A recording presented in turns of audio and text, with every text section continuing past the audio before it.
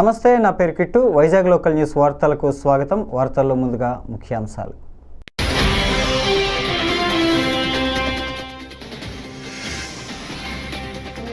సైనికుల శక్తి సామర్థ్యాలు చూసి నా జన్మ ధన్యమైంది. నరేంద్ర మోడీ.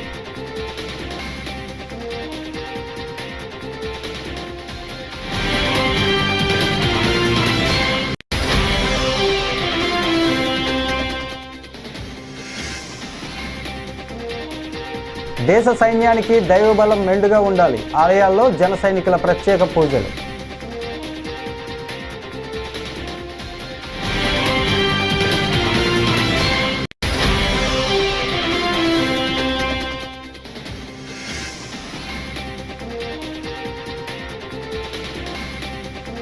మురళీనాయక్ కుటుంబానికి 25 లక్షలు వైఎస్ జగన్ ప్రకటన.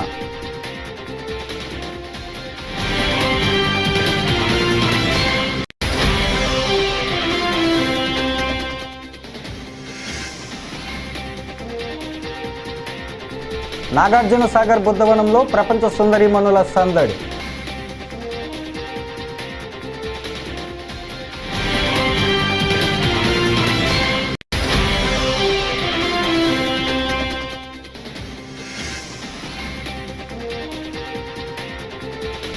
విజయవాడ అభివృద్ధిపై చంద్రబాబు తీవ్ర నిర్లక్ష్యం చేస్తున్నాడు. దేవినేని అవినాష్ ఫైర్.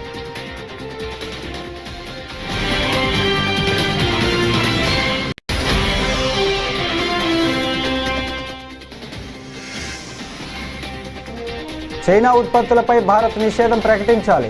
డీసీసీ అధ్యక్షుడు టీకే విశ్వేశ్వరరెడ్డి డిమాండ్.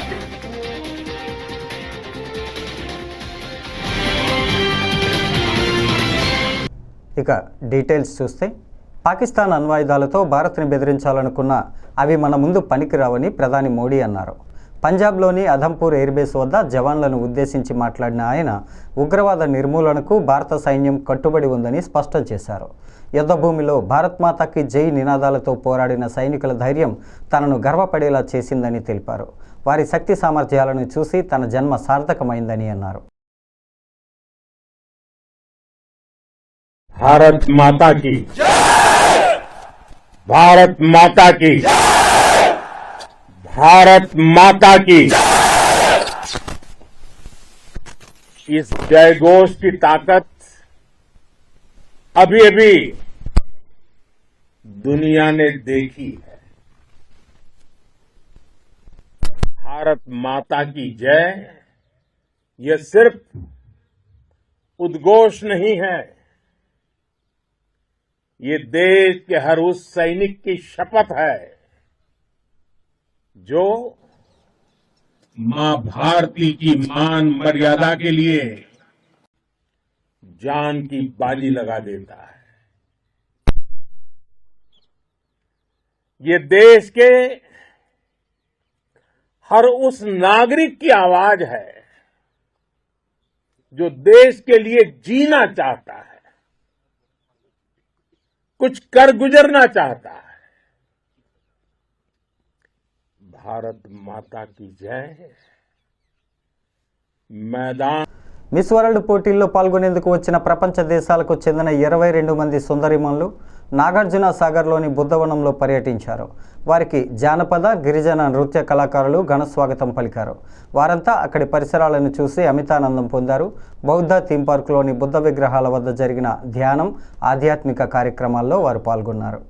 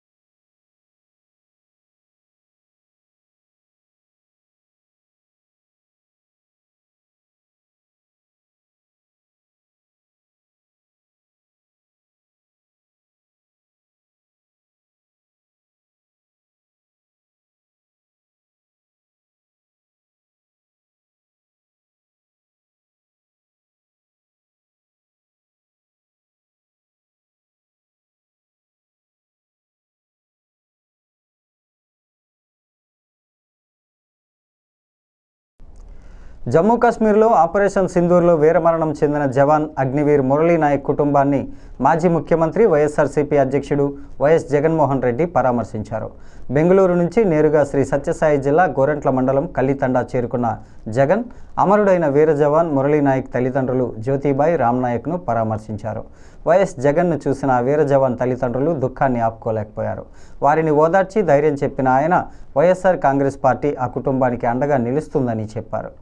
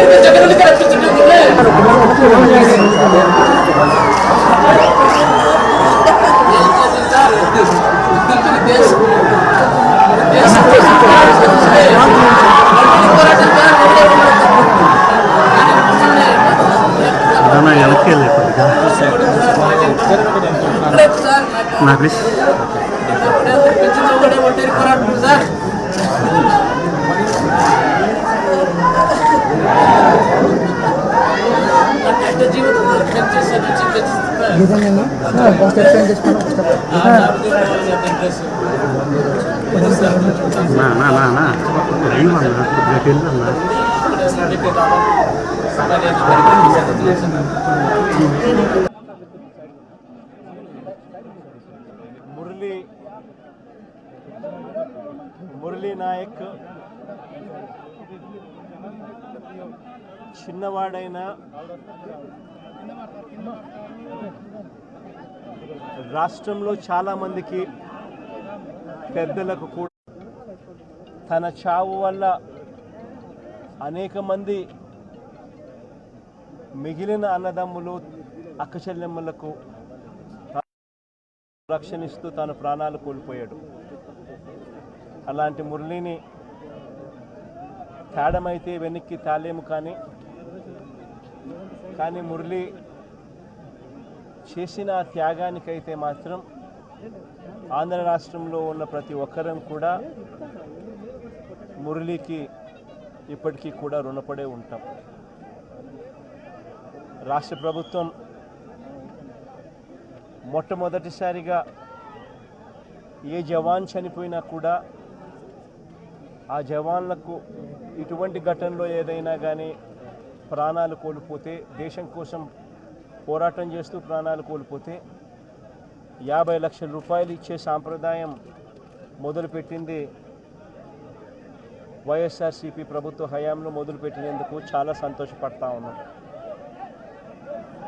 ఆ సాంప్రదాయం చారిత్రక ప్రాధాన్యత కలిగిన విజయవాడపై ముఖ్యమంత్రి చంద్రబాబు తీవ్ర నిర్లక్ష్యం ప్రదర్శిస్తున్నారని వైఎస్ఆర్సీపీ ఎన్టీఆర్ జిల్లా అధ్యక్షుడు దేవినేని అవినాష్ మండిపడ్డారు.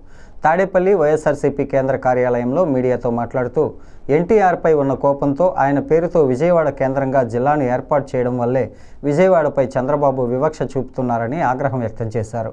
చివరికి గన్నవరం ఎయిర్పోర్టు మూసివేత, హెల్త్ యూనివర్సిటీని తరలించేందుకు కుట్ర కూడా చేస్తున్నారంటూ ధ్వజమెత్తారు. చంద్రబాబు నాయుడు ఒక కూటమి ప్రభుత్వంలో జరగలేదు. మా నగరానికి ఏదైనా మంచి జరిగినా, ఏదైనా అభివృద్ధి కార్యక్రమాలు చేసినా, లేకపోతే పలానా కార్యక్రమం విజయవాడ నగరంలో జరిగిందని చెప్పని మేము చెప్పుకోవాలనుకున్నా జరిగింది జగన్మోహన్ రెడ్డి గారు ఒక నాయకత్వంలో విజయవాడ నగరం అభివృద్ధి చేస్తాం గారు జరిగింది.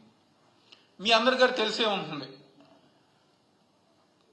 కనకదుర్గమ్మ ఫ్లైఓవర్ స్టార్ట్ చేసి పని పూర్తి చేయకుండా చంద్రబాబు నాయుడు ప్రభుత్వంలో ఆ రోజు వదిలేస్తే దాన్ని పూర్తి చేసింది జగన్మోహన్ రెడ్డి గారు ఒక ప్రభుత్వం, వైఎస్ఆర్ కాంగ్రెస్ పార్టీ ఆధ్వర్యంలో. మా ప్రాంతంలో ముఖ్యమైన జంక్షన్ బెన్ సర్కిల్ జంక్షన్.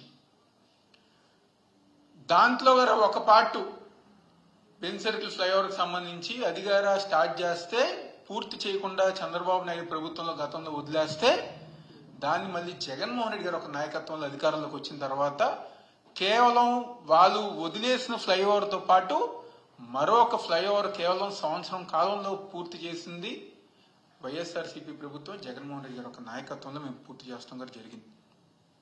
అదేవిధంగా మా నగరానికి జనసేన అధినేత రాష్ట్ర ఉప ముఖ్యమంత్రి కొణిదెల పవన్ కళ్యాణ్ పిలుపు మేరకు దేశ సైన్యానికి త్రివిధ దళాలకు దైవబలం మెండుగా ఉండాలంటూ ఆకాంక్షిస్తూ అన్ని ప్రసిద్ధ దేవాలయాల్లో జనసేన తరపున ప్రత్యేక పూజలు అభిషేకాలు నిర్వహించే కార్యక్రమానికి శ్రీకారం చుట్టారు. దీనిలో భాగంగా మంగళవారం విజయవాడ ఇంద్రకీలాద్రిపై శ్రీ కనకదుర్గమ్మకు పౌర సరఫరాల శాఖ మంత్రి Janasena PSC chairman Nadendla Manohar MLC Hariprasad ప్రత్యేక పూజలు చేయగా బిక్కవోలులోని శ్రీ కుమార సుబ్రహ్మణ్యేశ్వర స్వామి వారికి పర్యాటక సాంస్కృతిక సినిమాటోగ్రఫీ శాఖ మంత్రి కందుల దుర్గేష్, కర్ణాటకలోని ఘాటీ బాలసుబ్రహ్మణ్య క్షేత్రంలో రాజానగరం ఎమ్మెల్యే బత్తుల బలరామకృష్ణ, బత్తుల వెంకటలక్ష్మి ఆధ్వర్యంలో ప్రత్యేక పూజలు నిర్వహించారు. ఆపరేషన్ సింధూర్తో పాకిస్తాన్కు గట్టి గుణపాఠం చెప్పిన మన దేశ సైన్యానికి నాయకత్వానికి దైవబలం మెండుగా ఉండాలని కోరుతూ షష్ఠ షణ్ముఖ క్షేత్రాలు, ఇతర ఆలయాల్లో పూజలు చేయాలని జనసేన నిర్ణయించింది. మన సైనికులు ఏ విధంగా కొన్ని సంఘటనలు చూసామో గత నెల రోజుల నుంచి ప్రతి ఒక్కరిని కదిలివేసింది. కానీ ఒక బాధ్యత కూడా మనందరిలోనూ ఉండాలి.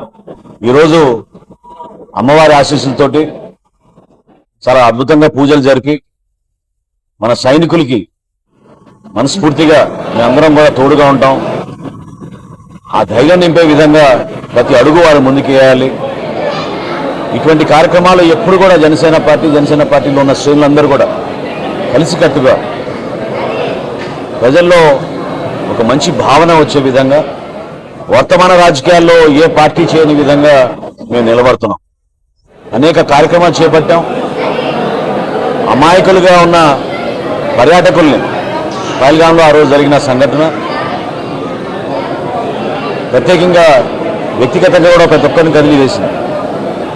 ఆ రోజు నుంచి ఈ రోజు వరకు కూడా కాల్పులు విరమణ జరిగినాక కూడా ఏ రోజైనా మరొకసారి యుద్ధ వాతావరణం వచ్చే పరిస్థితి కనపడుతోంది. కాబట్టి మనస్ఫూర్తిగా మేమందరం కూడా ఈరోజు ప్రార్థించింది, అమ్మవారిని కోరుకుంది. ఏ విధంగా మా నాయకుడు పవన్ కళ్యాణ్ గారు ఇటువంటి కార్యక్రమాల్లో ఎప్పుడు కూడా ఒక చక్కటి సందేశం ఇస్తారు. టెస్ట్ క్రికెట్ నుంచి వైదొలిగినట్లు ప్రకటించిన మరుసటి రోజే విరాట్ కోహ్లీ తన భార్య అనుష్క శర్మతో కలిసి ఓ ఆధ్యాత్మిక కేంద్రాన్ని సందర్శించారు. ఉత్తరప్రదేశ్లోని బృందావన్ ధాము వెళ్లిన ఈ జంట ప్రేమానంద్ మహారాజ్ ఆశీస్సులను తీసుకున్నారు. వీరు గతంలోనూ చాలాసార్లు ఈ ఆశ్రమాన్ని సందర్శించారు. టెస్ట్ క్రికెట్కు రిటైర్మెంట్ తర్వాత కోహ్లీ పాల్గొన్న మొదటి వ్యక్తిగత కార్యక్రమం ఇదే. దీంతో ఈ ఫోటోలు, వీడియోలను అభిమానులు సోషల్ మీడియాలో తెగ షేర్ చేస్తున్నారు. जब प्रभु किसी पर कृपा करते हैं, ये वैभव मिलना कृपा नहीं है, ये पुण्य है. पुण्य से एक घोर पापी को भी बहुत, देखो पाप करके भी उनका कोई पुण्य है जिससे वो सुकृत पूर्व के सुकृतवश चल रहे हैं, नया पाप है. ये वैभव बढ़ना या यश बढ़ना ये भगवान की कृपा नहीं मानी जाती. भगवान की कृपा मानी जाती है अंदर का चिंतन बदलना, जिससे आपके अनंत जन्मों के संस्कार भस्म होकर और अगला जो है वो बड़ा उत्तम होगा. अंदर के चिंतन से होता है, बाहर से कुछ नहीं होता. महत्व अंदर का चिंतन. अच्छा, अंदर का चिंतन हम लोगों का स्वभाव बन गया बहिर्मुखी. बहिर्मुखी मतलब बाहर यश, कीर्ति, लाभ, विजय, इससे हमको सुख मिलता है. अंदर से कोई मतलब नहीं रखता कोई विरला ही अंदर से. अब क्या होता है, भगवान जब कृपा करते हैं तो संत समागम देते हैं, फिर दूसरी जब कृपा होती तो विपरीतता देते हैं, और फिर अंदर से एक रास्ता देते हैं. ये मेरा रास्ता है, ये परम शांति का रास्ता है, ये शांति का रास्ता नहीं. भगवान वो रास्ता देते और जीव को अपने पास बुला लेते हैं. बिना प्रतिकूलता के संसार का राग नष्ट नहीं होता. ఆదోని పట్టణ మున్సిపల్ కార్యాలయంలో in charge municipal chairperson Mulla Mohammed Ghouse ఆధ్వర్యంలో మంగళవారం అత్యవసర కౌన్సిల్ సమావేశం జరిగింది. ఈ సందర్భంగా మున్సిపల్ కార్యాలయంలోని కౌన్సిల్ హాల్లో వారు మాట్లాడుతూ పట్టణ అభివృద్ధి, పారిశుద్ధ్య సమస్యలు, మంచినీటి సరఫరా తదితర అంశాలపై సభ్యులతో చర్చించారు. ప్రజల అవసరాలను దృష్టిలో పెట్టుకుని వేగవంతంగా చర్యలు తీసుకోవాలని అధికారులకు సూచించారు.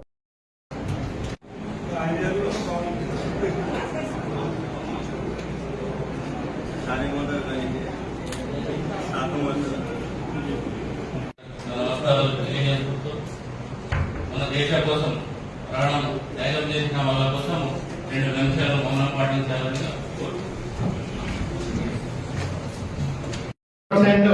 మనకి 4 స్టార్ట్ అయ్యి మాక్సిమం 9 to 10 మధ్యలో అయిపోతున్నాయి. ఒకవేళ మనము 5 కి స్టార్ట్ చేస్తే 10 కి ఎక్స్టెండ్ అయ్యే ఛాన్స్ ఉంది. ఆ ఏరియాలో కొద్దిగా ఇబ్బంది అవుతున్నాయనే ఉద్దేశంతో చేయలేదన్నా. అది నెక్స్ట్ నుంచి మనం వర్షాకాలంలో తప్పకుండా చేసి ఆ ఏదైతే ప్రాబ్లం ఉందో ఆ ఏరియాలో సాయంత్రానికి షిఫ్ట్ చేయడానికి కూడా మాట్లాడి చేపించారు. ఇప్పుడు 4 o'clock వచ్చే వాటర్ని 5 కి స్టార్ట్ చేయమని చెప్పారు అన్న. ఇన్ని రోజులు ఏం చేశారు సార్? ఇన్ని రోజులు చేయడం ఏమంటే ఇదే పెద్ద విషయమా? మరుసటి రోజు అట్లా పోతుంటాను ఈ సెక్షన్ ముందు బాలాజీ రామంటే వస్తారు. 4 గంటలకు వదిలేదు 5 బాలాజీ 5 గంటలకు వదులుతాము. ఇప్పుడు ఉంది ప్రాబ్లం అంటే ఈ రోజు నేను నిన్ను అడిగాను అన్న. సభాముఖంగా చెప్పాను మీకు కూడా. కర్నూలు 23వ వార్డులో సిపిఎం పార్టీ ఆధ్వర్యంలో స్మార్ట్ మీటర్ మాకొద్దు ఉద్యమం కొనసాగుతోంది. మంగళవారం శ్రీరామ్ నగర్లో ఇంటింటికి స్టిక్కర్లు పంపించి కరెంటు ఛార్జీలు తగ్గించేందుకు స్మార్ట్ మీటర్లు అమలు చేయకూడదని డిమాండ్ చేశారు. ప్రజలు ఉద్యమానికి మద్దతు ఇచ్చారు. సిపిఎం రాధాకృష్ణ నరసింహులు స్మార్ట్ మీటర్ల వలన ప్రజలపై అదనపు భారం పడుతుందని ఛార్జీల పెంపుపై నిరసన వ్యక్తం చేశారు. ఆదాయం వచ్చేది గవర్నమెంట్ కన్నా వచ్చి మనకు అభివృద్ధి కోసం ఉపయోగపడవచ్చు. గవర్నమెంట్ కాదు అది. ఇప్పుడు ప్రైవేట్ వాళ్ళకి ఇప్పుడు ఆదాయాన్ని వాళ్ళకి ఇచ్చేస్తున్నాడు. ఇప్పుడు ఈ టెలికామ్ అంతా వాళ్ళకి ఇచ్చింది ముఖేష్ అమ్మాయికి. అంటే ఇవన్నీ అంటే ఉపాధి లేదు. ఇది జనంకు ఉద్యోగాలు కూడా రావు. దీని నుంచి కానీ ప్రజలపైన మాత్రం భారం చేసే పరిస్థితి. ఇప్పుడు సోలార్ ప్లాంట్ వేసినాడు సెకండాల్లోన 5,000 ఎకరాలు వేసినాడు. 500 మంది కూడా పని లేదు అక్కడ. 500 మంది కూడా పని లేదు అక్కడ. ఇప్పుడు ఫ్యాన్లు వేసేస్తున్నారు. ఒక్కొక్క ఫ్యాన్కి ఒక వాచ్మెన్ కూడా ఉంటాడు. వాళ్ళు కూడా ఎంత 10,000 కట్రాట్ ఇచ్చేటాడు సెక్యూరిటీ గార్డ్స్కి. వాడు ఎంత 10,000 ఇచ్చినంత జీతం ఇస్తాడు. వాడు అదొకటే ఉపయోగపడుతుంది. ఉపాధి ఎవరికి ఉపాధి లేదు. ఉపాధి లేదు, ప్రజలకి భారం కూడా ఇది. కాబట్టి మనము దీన్ని స్మార్ట్ మీటర్లో వ్యతిరేకించి ఇప్పటికి ఒకవేళ దీని ప్రభావం మనకు కనబడకపోయింది. కానీ రాను దీని అనుభవం ఎట్లుంటుందంటే సేమ్గా సెల్ ఫోన్ మాదిరిగా రీఛార్జ్ చేసుకుంటేనే మనకు కరెంట్ ఉంటుంది. రీఛార్జ్ చేసుకోకపోతే కరెంట్ ఉండదు. కాబట్టి దీనిలో మా ఇంటికి స్మార్ట్. ప్రభుత్వ విద్యార్థుల విద్య వసతి సౌకర్యాల మెరుగుదలపై కట్టుబడి ఉందని అధోని ఎమ్మెల్యే డాక్టర్ పార్థసారథి అన్నారు. మంగళవారం విజయవాడలో జరిగిన సాంఘిక సంక్షేమ శాఖ రివ్యూ సమావేశంలో ఆయన మాట్లాడుతూ రాష్ట్రంలోని 1051 వసతి గృహాల్లో 190,000 మంది విద్యార్థులు చదువుకోవటానికి ప్రతి విద్యార్థిపై సంవత్సరానికి 1,00,000 ఖర్చు చేస్తోందని వసతి గృహాల అభివృద్ధిపై చర్చించామన్నారు. ఈరోజు విజయవాడలో అసెంబ్లీలో ఎస్టిమేట్స్ కమిటీకి సంబంధించిన సమావేశంలో పాల్గొన్నాను. ఈరోజు మొదటి సెషన్గా సాంఘిక సంక్షేమ శాఖకు సంబంధించిన రివ్యూ జరిగింది.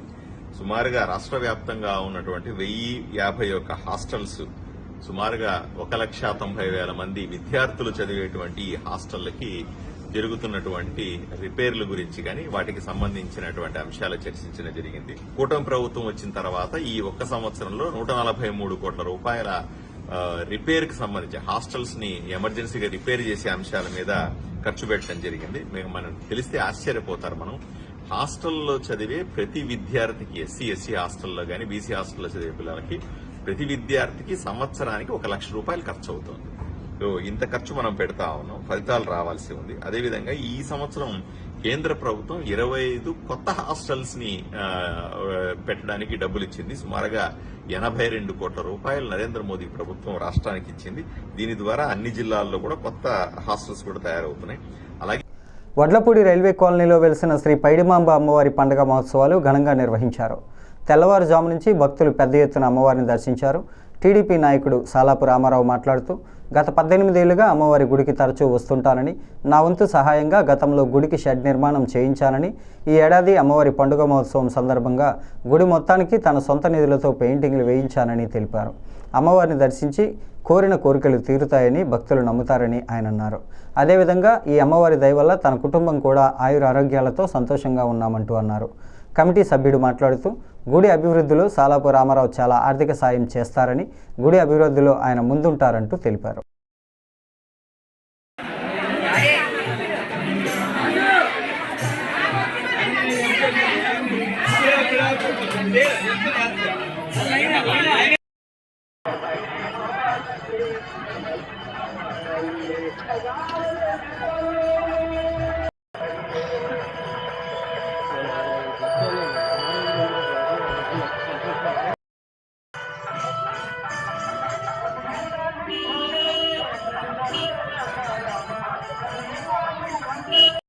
అమ్మవారి పండుగ సందర్భంగా మన సాలాపు రామారావు గారు మా పక్క వార్డు అయినా సరే మా వార్డులో రైల్వే కాలనీలోకి వాకింగ్ రావడం వల్ల మాకు షటిల్ కోర్టులో ఫ్రెండ్షిప్ వల్ల ఈ కాలనీకి రావడం, గుడి చుట్టూ తిరిగి గుడికి షెడ్ కానీ లేకపోతే కూర్చున్న బెంచ్లు కానీ చాలా ఆర్థిక సహాయం చేశారు.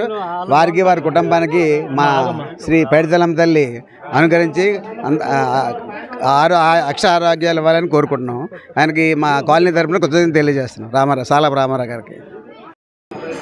శ్రీ శ్రీ శ్రీ పైడిమమ్మ అమ్మవారి తల్లి అనుపు సందర్భంగా ఈరోజు భక్తులు మరి చాలా ఎక్కువ జనాభా రావడం, ఈ గుడి డెవలప్మెంట్ చూసి ప్రతి సంవత్సరం కూడా ఇక్కడ భక్తులు పెరగడం జరుగుతుంది. మరి మా చిన్నప్పటి నుంచి ఈ గుడి ఇక్కడ ఉన్నది, ఈ పైడిమమ్మ అమ్మవారి తల్లి గుడి. అయితే నేనున్న శ్రీనగర్లో 72వ వార్డులో ఉంటున్నాను. ఇది 71వ వార్డు. అక్కడి నుంచి ఈ గుడికి రావడం కారణం ఏంటంటే ప్రతిరోజు 18 సంవత్సరాల నుంచి నేను ఇక్కడ వాకింగ్కి రావడం జరుగుతుంది. నాతో పాటు దగ్గర అవుటర్లు అందరూ కూడా 100 కొద్ది వాకింగ్కి వస్తున్నారు. వాళ్ళతో పాటు లేడీస్ కూడా ఎక్కువ మంది ఇక్కడ వాకింగ్కి రావడం, ఇక్కడ షటిల్ ఆడడం, షటిల్ కోర్టులు 2-3 కోర్టులు ఉన్నాయి. ఆ కోర్టుల్లో కూడా అందరూ షటిల్ ఆడడం, వీళ్ళందరూ కూడా ఈ అమ్మవారిని నమ్ముకొని ప్రతి సంవత్సరం కూడా ఏదో రకంగా ఇక్కడికి వచ్చి గుళ్ళకి వచ్చి వెళ్ళడం, వాళ్ళందరూ కూడా తల్లి బాగా చూడడం. రాష్ట్ర వ్యాప్తంగా ఈ నెల 20వ తేదీన ఏఐటీయూసీ ఆధ్వర్యంలో జరగబోయే ఆటోల బంద్ కార్యక్రమాన్ని జయప్రదం చేయాలని ఆటో డ్రైవర్లకు పిలుపునిస్తూ పెందుర్తి రాతి చెరువు జేఎన్ఆర్ఎం కాలనీలో పోస్టర్ ఆవిష్కరణ చేశారు పెందుర్తి కమ్యూనిస్టు పార్టీ నాయకులు.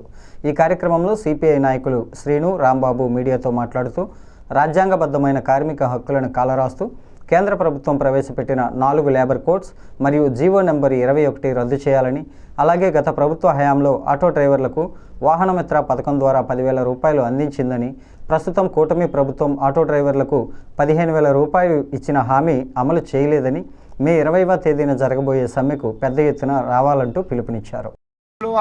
అధికారుల యొక్క డ్రైవర్ల పట్ల ఉన్న వేధింపులు ఆపాలి.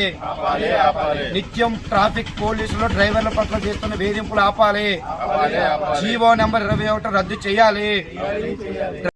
బీజేపీ ప్రభుత్వం కేంద్రంలో అధికారంలోకి వచ్చిన తర్వాత మూడోసారి ఈరోజు కార్మికుల చట్టాలని 44 చట్టాలు తీసుకొచ్చి 4 కోడ్లుగా మార్చి ఎవరైతే కష్టజీవులు కార్మికులు అందరూ ఉన్నారో వాళ్ళందరినీ కొట్టడానికి ఈరోజు కేంద్ర ప్రభుత్వం తీసుకొచ్చింది. అలాగే ఈరోజు కూటమి ప్రభుత్వం కూడా దాంతో రాష్ట్ర ప్రభుత్వం కూటమిలో ఉండడం వల్ల ఈ ఆటో డ్రైవర్ల మీద పోలీసులు అలాగే బ్రేక్ ఇన్స్పెక్టర్లు వేధింపులు ఆపాలని, అలాగే ఏదైతే 21 చట్టం తీసుకొచ్చారో దాన్ని రద్దు చేయాలని, ఆటో క్యాబ్ డ్రైవర్లు కార్మికులు అందరికీ కూడా ప్రత్యేక సంక్షేమ బోర్డు ఏర్పాటు చేయాలని, అలాగే ఏదైతే రాష్ట్ర ప్రభుత్వము కిందసారి జగన్మోహన్ రెడ్డి ప్రభుత్వం ఆటో వాహన మిత్రులు అని చెప్పి 10,000 ఇచ్చారు. వీళ్ళు వచ్చి కూటమి ప్రభుత్వం 15,000 ఇస్తామని చెప్పి ఇప్పటి వరకు అమలు చేయకపోవడాన్ని నిరసిస్తూ ఈరోజు ఈ నెల 20వ తేదీ జరుగు బంద్ని జయప్రదం చేయాలని, అందులో కార్మికులందరూ పాల్గొనాలని భారత్ ఏఐటీసీ తరఫున తెలియజేస్తున్నాం. ఆటో యూనియన్ ఏఐటీసీ తరఫున ఈరోజు పెందుర్తి రాచెరువు దగ్గర ఉన్న 96వ వార్డులో రేపు మే 20వ తారీఖున దేశవ్యాప్తంగా సమ్మె జరగబోతూ ఉంది. కార్మిక హక్కులను కాలరాస్తూ బీజేపీ ప్రభుత్వం ఈనాడు రాజ్యాంగానికి విరుద్ధంగా నడుస్తూ ఉంది. ఒకవైపు దేశ సంపదనే కార్పొరేట్ కంపెనీలు తాకట్టు పెడుతూ కార్మికుల యొక్క కష్టాన్ని వాళ్ళకి తగ్గట్టు ఫలితం రాకుండా పేదవాడు ఎక్కడుండో అక్కడ ఉండేలాగా ఈరోజు చట్టాలు తీసుకొస్తూ ఉంది. ఈ చట్టాలకు వ్యతిరేకంగా మే 20వ తారీఖున దేశవ్యాప్త సమ్మె జరుగుతుంది. దాంట్లో ఆటో డ్రైవర్లు కూడా పాల్గొవాలి. ఎందుకంటే ఇటీవల కేంద్ర రాష్ట్ర ప్రభుత్వం నూతన డ్రైవర్లకు ఉరితాడబట్టి నూతన మోటార్ సవరణ చట్టం తీసుకొచ్చారు. దీనివల్ల కార్మికులు అనేక ఇబ్బందులు పడే అవకాశాలు ఉన్నాయి. రైతు సంక్షేమానికి రాష్ట్ర ప్రభుత్వం కృషి చేస్తున్నట్లు పెడన ఎమ్మెల్యే కాగిత కృష్ణప్రసాద్ పేర్కొన్నారు. మంగళవారం పెడనలో పశుసంవర్ధక శాఖ ఆధ్వర్యంలో 50% రాయితీపై అందిస్తున్న పశువుల దానాను రైతులకు ఆయన పంపిణీ చేశారు. సభలో ఆయన మాట్లాడుతూ ధాన్యం కొనుగోలు చేసిన ఒక్క రోజులోనే నగదు బ్యాంకు ఖాతాలో జమ చేసిన ఏకైక ప్రభుత్వం మాదేనంటూ తెలిపారు. రాయితీపై యంత్ర పరికరాలు కూడా అందజేస్తున్నట్లు తెలిపారు. రాష్ట్రంలో ఉన్నటువంటి రైతులందరూ కూడా సుభిక్షంగా ఉండాలనేటువంటి లక్ష్యంతో పనిచేస్తూ ఉంది. అందులో భాగంగానే ఈ రోజున తీసుకెళ్లాలనే లక్ష్యంతో మరి ఎవరైతే మరి ఇంట్లో మరి పశువులన్నింటినీ కూడా పెంచుకుంటూ ఉంటారు. వాళ్ళందరికీ కూడా మరి ఈ రోజున 50% సబ్సిడీతోటి ఈ యొక్క దాణాన్ని కూడా అందరికీ కూడా అందుబాటులోకి తీసుకురావడం జరిగిందని చెప్పి మీ అందరికీ తెలియజేస్తా ఉన్నాను. గత ప్రభుత్వం లాగా కాకుండా మన ఎన్డీఏ కూటమి ప్రభుత్వం ఈ రోజున చంద్రబాబు నాయుడు గారి యొక్క అధ్యక్షన ముందుకు వెళ్తూ ఉంది.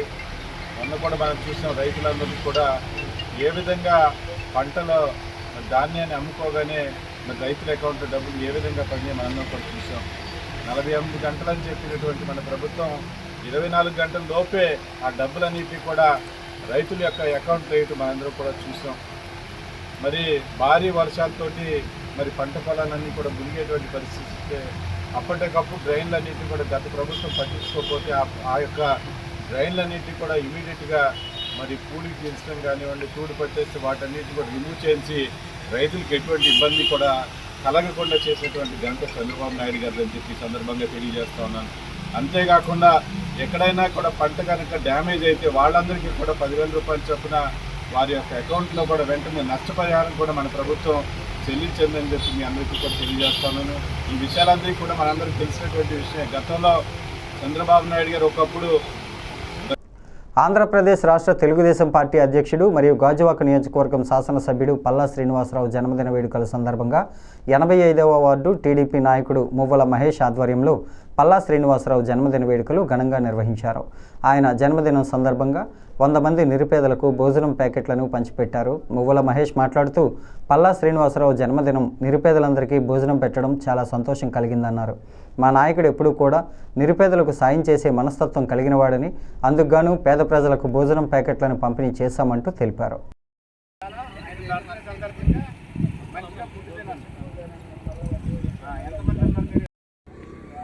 గాజువాక శాసనసభ్యులు అలాగే రాష్ట్ర టీడీపీ అధ్యక్షులు పల్లా శ్రీనివాసరావు గారు బర్త్డే సందర్భంగా ఈరోజు 85వ వార్డు టీడీపీ అలాగే జనసేన బీజేపీ కూటమ నాయకులు అలాగే కార్యకర్తలు అందరం కలిపి ఈరోజు ఆయన బర్త్డే సందర్భంగా ఆయన కోరిక మేరకు ఆయన ఎప్పుడు కూడా పేదల మనిషి, పేదల గురించే ఎప్పుడు శ్రమిస్తారో కావున అదే ఆయన ఆశయాల మేరకు ఈరోజు మేము 85వ వార్డు టీడీపీ కుటుంబ సభ్యులందరమే కలిసి ఆయన పేరున పేదలందరికీ దండం పెట్టాలని ఆయన కోరిక ఎప్పుడు కూడా నినాదంతో ఉంటారో ఆయన కోరిక మేరకు మేమందరం కూడా సుమారు ఈరోజు 100 మందికి పేదలకి అన్నం ప్యాకెట్లు పార్సల్ చేసి పంపిణీ చేయడం జరుగుతుంది. ఈ వార్తలు ఇంతటితో సమాప్తం. తిరిగి మరో తాజా బులెటిన్లో మళ్ళీ కలుసుకుందాం. అంతవరకు సెలవు. నమస్కారం.